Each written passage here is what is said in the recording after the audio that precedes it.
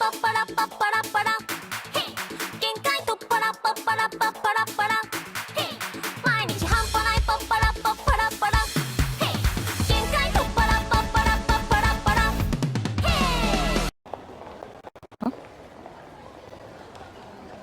こんなとこで何してんのよ。どけやがるからエミリオ、パンパクパが服着て歩いてるようなやつが人様に時間を咲かせようなんてさしてがましかったです。はもうないって。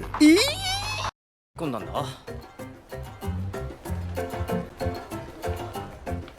おい、あ、おいシャカシャカ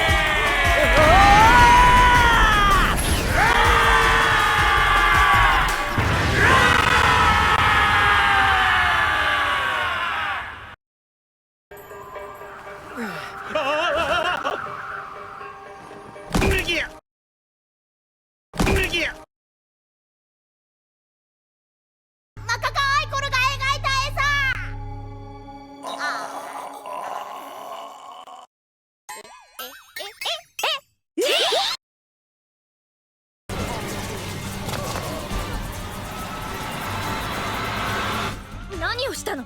魔力結界を張った。これで誰にも迷惑かけず存分に戦えるだろう。これは僕も全力を出さないとダメかな。あ、ごめん。何すんだてめえ。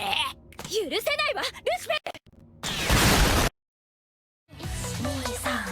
123 123